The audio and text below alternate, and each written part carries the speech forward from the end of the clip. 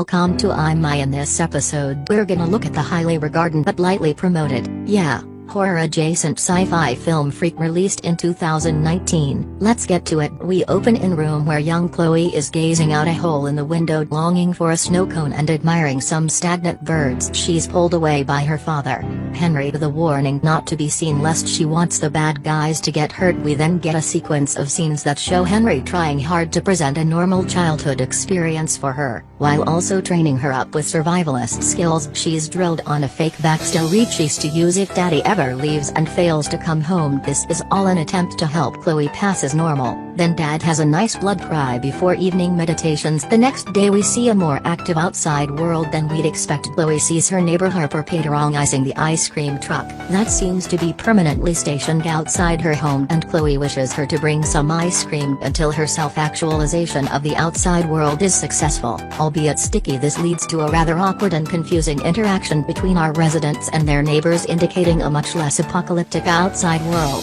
that it would seem from inside the house. That evening we learn how Harper knew who Chloe was, as this interaction we see in Chloe's closet is actually happening for Harper in her bedroom. Chloe compels Harper to roleplay as her dead mother, and instead of setting her for an ice bath she uses her to get proxy permission to go outside. She mentions this to her dad, who promises her a bucket of ice cream if she just stays inside. Unfortunately, he returns from his errands sweaty, bleeding and requiring the application of some frontier medicine. He's brought home only the essentials, no ice cream. So when he passes out and we see the house come alive in unexpected ways, Chloe applies all of her skills and learnings toward hitting up the ice cream truck. She gives up the ruse almost immediately and hops in the truck after the simple promise of the trip to the park, confirming that no matter how hard you try, your kids will always roll on you in exchange for creature comforts. On the way there we get a little more info about the dynamics of the outside world, and then as her snow cone, who we come to know as Alan, tries his best to piss off Chloe to see what she does. Then we add some more layer. Then he talks about a mountain where Chloe's mom was taken and is presumably still alive. However, the police show up and the interaction is not favorable to Alan. The officer attempts to check some eyeballs, but Chloe wishes him away and he come on the way home.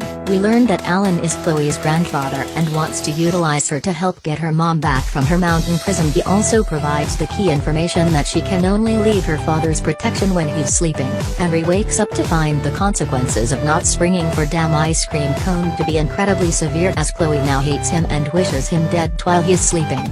She takes in some news, learning more about freaks but the outside world thinks of them and the consequences of being found, none of which is good. Upstairs she revisits an occasional hallucination she has of a ghost lady who lives in her closet, only now she's able to recognize this woman as her mother. She still assumes her dead, but Mary reveals that she's not dead, she's just locked up in a prison, and Chloe is creating a psychic apparition like she did with Harper. She expects to be dead soon, which is fine because she'll live on in Chloe's heart. Distraught by the thought of losing an opportunity to have a mom, she wills her dad to sleep, resulting in her first weeping wound, and walks out the door. Alan scoops her up and continues providing practical information about surviving in the outside world, immediately employing her for his plan. Her only role is to keep her mouth shut. While in disguise, Alan approaches Agent Rave, a high-ranking official keen on getting her greasy hands on an abnormal child to bring up as a weapon. Alan tries to explain how Chloe came into his care, offering her to the mountain under the condition he can go with her to make sure she's okay, but Chloe unravels the plan by resisting the narrative, the basic rules of improv not being part of her survival skill toolbox. They get either by creating a distraction, which also demonstrates the inherent danger for Chloe. Alan's powers are also revealed as he takes her home. Henry confronts them,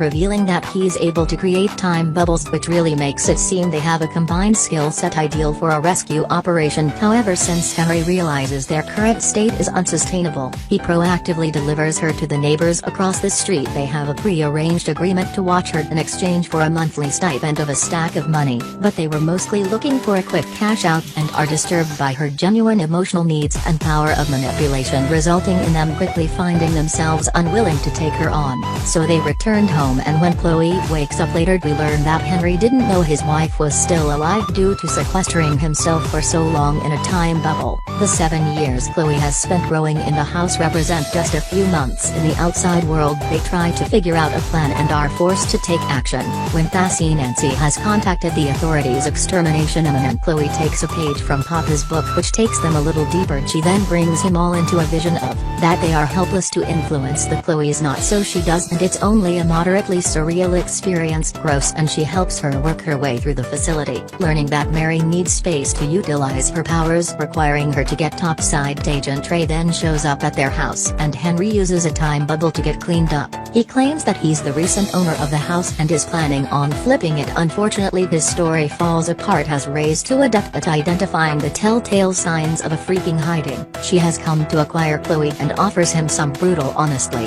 to help to kill them, but hopes will make the sacrifice rather than prompting them to use the Hellfire drone to wipe his house off the map. However, when an alarm goes off at the mountain facility, it alerts Agent Trey, who recognizes that Chloe has already been spoiled as a candidate for her program, so she goes scorched earth, slipping a bullet into Henry's time bubble and then attempts to eliminate Chloe. She's stopped by Ellen, and then more directly by Chloe herself. Henry buys some time for Chloe as she uses her last strength again. Mommy outside where she pops off, and then Henry uses his last bit of strength to slow things down enough for them to get out. Mary arrives as the cleanup crew closes in and she turns them into a pink mist as they fly away. They're resolved to live out loud with her powers, prepared to stop anyone who threatens them. And that was Freaks, a good movie that seemed to get algorithmically suggested with other new horror movies, likely due to its title. So let's not pretend we got spooked out and move on. If you enjoyed the video, I'd love for you to become a part of the page by follow me. Thanks, guy.